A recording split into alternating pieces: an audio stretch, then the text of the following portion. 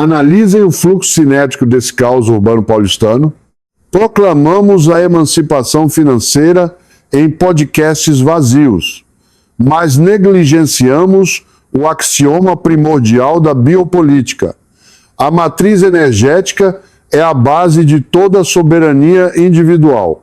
Em 1975, o Proálcool não foi apenas uma política pública, foi uma insurgência termodinâmica. Provamos a viabilidade de uma estequiometria alternativa, operando com 24% de anido, sem qualquer fadiga mecânica sistêmica, enquanto o mundo colapsava. Contudo, a hegemonia epistêmica do norte global operou uma sabotagem ontológica contra o nosso progresso.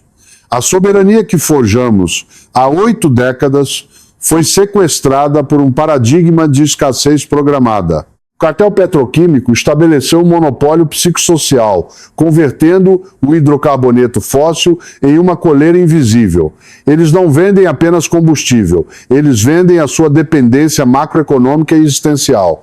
Ocultaram de você a matemática do nosso DNA agrário, a fotossíntese como motor definitivo da liberdade, uma tecnologia orgânica capaz de extrair 2 combustíveis em uma única colheita. A biotecnologia é o nosso manifesto de independência. A ontologia do desenvolvimento pessoal é, em essência, uma questão de autonomia infraestrutural. Enquanto você aluga sua sobrevivência de oligopólios petroquímicos, sua liberdade não passa de um simulacro existencial. Uma única biomassa, 2 rotas sintrópicas, etanol e biodiesel operando em simbiose termodinâmica absoluta. Aqui, o desperdício é apenas um erro de cálculo, não uma fatalidade biológica. O ruído midiático é a cortina de fumaça da ineficiência programada.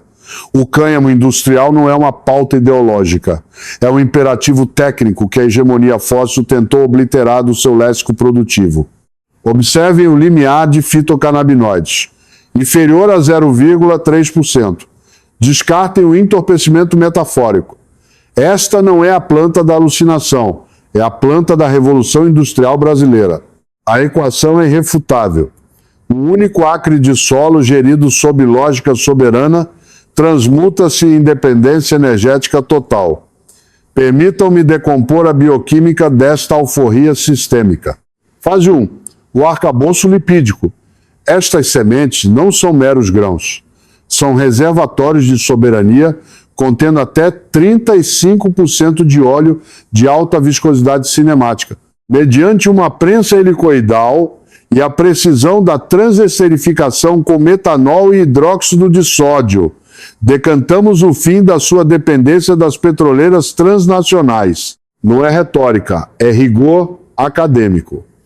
A Universidade de Connecticut ratificou em 2010 uma taxa de conversão brutal de 97% em biodiesel de alta performance. Enquanto o diesel fóssil colapsa em temperaturas sub-zero, o nosso biocombustível mantém a fluidez geológica. Superioridade técnica moldada para a resiliência absoluta. Fase 2. A biomassa celulósica. O que o sistema rotula como descarte, nós deciframos como ouro líquido.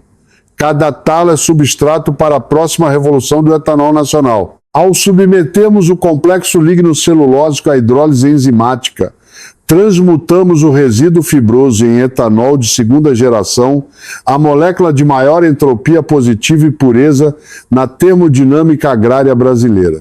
Por que a pedagogia sistêmica omite a soberania química? Simples. A assimetria de informação é a viga mestra do poder corporativo. Se você domina a própria matriz energética, você se torna ingovernável. Rudolf Diesel não projetou sua ignição para o oligopólio. Sua visão original era a descentralização radical. Motores alimentados por óleos vegetais, permitindo que cada fazendeiro fosse seu próprio magnata da energia. Em 1941, Henry Ford materializou a soberania biopolimérica, um protótipo com carroceria de bioplástico de cânhamo, movido pelo destilado da mesma cultura. Era a integração vertical da liberdade individual contra a siderurgia. Mas em 1937, o vetor da história foi desviado. A cartelização dos hidrocarbonetos e a proibição estratégica não foram sobre saúde. Foram sobre o sufocamento da autonomia agrária pela hegemonia do petróleo. O Marijuana Tax Act de 1937, observem o carimbo, não foi uma medida de saúde pública, mas um golpe de misericórdia legislativo para assassinar economicamente a viabilidade do cânhamo industrial. A manobra foi cirúrgica, equipararam a espinha dorsal da produtividade agrária a um narcótico perigoso, forçando um divórcio artificial entre o homem e a sua fonte mais eficiente, celulose e combustível. William Randolph Hearst e os tecnocratas da DuPont não buscavam ordem, buscavam hegemonia. Protegeram seus impérios de papel de madeira e polímeros sintéticos, eliminando a concorrência da fotossíntese. Entendam a matemática da submissão. A verdadeira escravidão contemporânea é tributária. Você é condicionado a pagar impostos sobre uma matriz energética que seu DNA agrário brasileiro poderia estar cultivando em qualquer hectare de terra. Mas o logos da autonomia não pode ser erradicado por decreto. Ele apenas migrou para a clandestinidade técnica, aguardando o momento em que a necessidade superasse a propaganda. Observem a comunidade Amish. Não se trata de mero anacronismo folclórico, mas de um desacoplamento estratégico. Eles representam uma autarquia deliberada contra a obsolescência programada da modernidade líquida. Dentro de seus celeiros, o código-fonte da sobrevivência foi blindado. Preservaram genótipos ancestrais e a hermenêutica da autonomia rural que o oligopólio petroquímico tentou erradicar através da dependência sintética. Eles compreenderam, antes de todos nós, que a civilização erguida sobre o carbono fóssil é um parêntese termodinâmico, um império de entropia com prazo de validade expirando diante dos nossos olhos. Durante 300 anos, esses grupos atuaram como custodiantes involuntários do nosso futuro. Eles guardaram a arquitetura biogênica que agora ressurge como a única saída para o colapso da matriz energética centralizada. Mas é aqui que a geopolítica se curva à nossa vantagem tática. O Brasil não apenas possui o solo, nós possuímos a engenharia da transição. Nossa frota Flex é o cavalo de Troia que desmontará a hegemonia do petróleo de dentro para fora. Contemplem a nossa malha rodoviária sob uma nova lente analítica. Onde a massa enxerga tráfego, o escolar identifica um ecossistema de autonomia latente. Percebem a magnitude desse privilégio sistêmico? Não carecemos de retrofitting ou adaptações onerosas. Nossa frota já nasceu agnóstica à hegemonia petroquímica. O algoritmo mecânico do seu motor Flex Fuel não é um mero acessório de consumo, é uma obra-prima de engenharia de combustão. Ele foi meticulosamente projetado para extrair a máxima eficiência da alta octanagem do etanol. O que você tem na garagem não é um carro, é um reator de soberania individual pronto para o desacoplamento. Observem a simetria geopolítica gritante. Enquanto a economia norte-americana entra em espasmos diante da volatilidade do barril de Brent, o Brasil detém a infraestrutura química capilarizada para a independência. Nós possuímos a rede, eles possuem a dependência. A matemática da liberdade pende para o sul. Nossa supremacia reside na convergência perfeita entre o edafoclimatismo tropical e o nosso atavismo rural. Temos a fotossíntese como motor econômico primário. Esse DNA agrário que corre em nossas veias transforma o solo brasileiro na maior arma estratégica contra o cartel energético global. A fronteira final da soberania é a descentralização produtiva, o que impede a transição da sua pequena gleba ou sítio em uma unidade de craqueamento biológico autossuficiente. O projeto de uma microrefinaria caseira não é utopia, é o manifesto técnico da sua alforria definitiva do sistema. A bioestratégia começa no solo. Selecionamos culturas de alta resiliência hídrica, que operam como sequestradoras de carbono e regeneradoras de biomas degradados. A extração mecânica por prensagem a frio.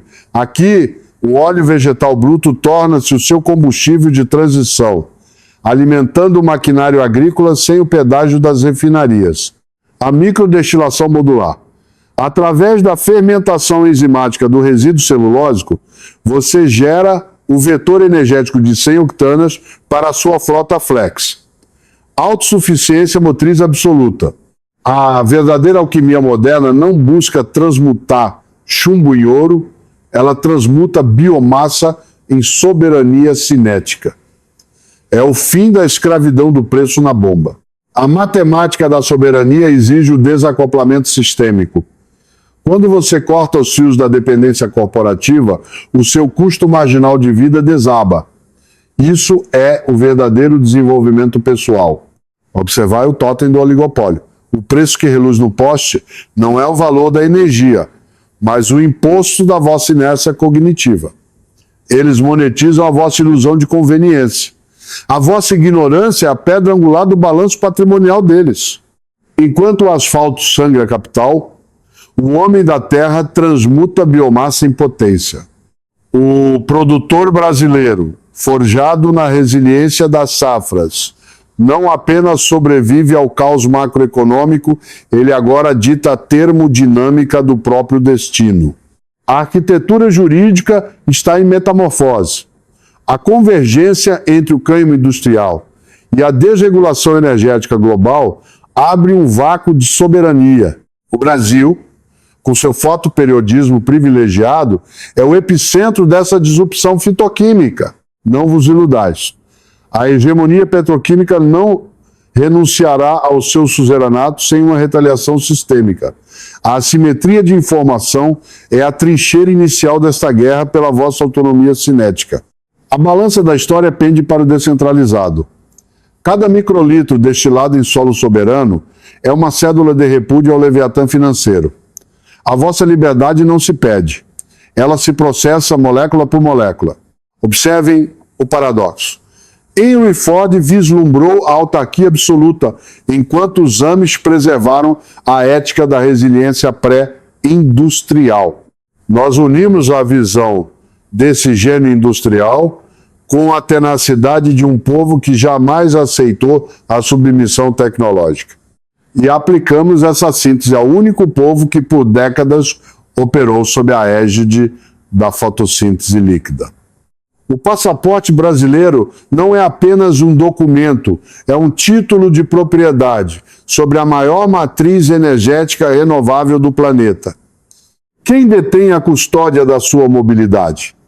Quem calibra o raio geométrico da sua existência? Quem extrai a mais-valia de cada centímetro do seu deslocamento? A única resposta ontologicamente aceitável para a sua liberdade deveria ser você. Transmude seu DNA agrário em poder político. Deixe de ser um refém da conveniência corporativa e torne-se finalmente o arquiteto da sua própria infraestrutura soberana. Biodiesel para o torque de baixa rotação e a compressão do peso pesado. Etanol para a cinética estequiométrica de alta octanagem. A termodinâmica nacional não pede licença.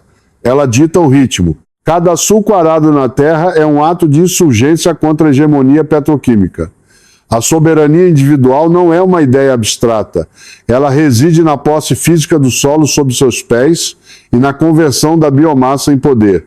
Os americanos perderam 80 anos em uma paralisia de dependência, escravos de uma cadeia de suprimentos fóssil. Eles compraram a narrativa da escassez. Nós decodificamos a abundância fotossintética décadas atrás.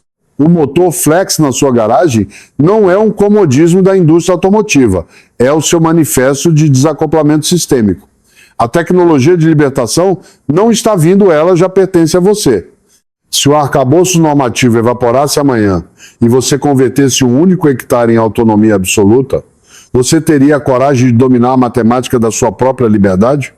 Diante do colapso da matriz centralizada, qual seu primeiro movimento cinético?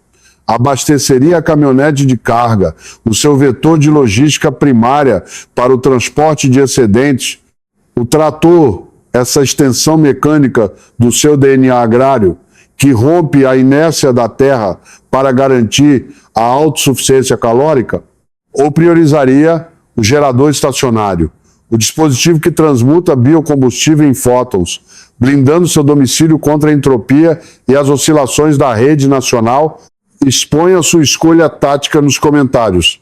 Desejo identificar quem já decodificou a infraestrutura da autonomia e quem ainda opera sob a heurística da dependência sistêmica. Inscreva-se e processem esta máxima. A verdadeira soberania reside no conhecimento que o status quo tentou obliterar. Até a próxima aula, meus caros acadêmicos da realidade.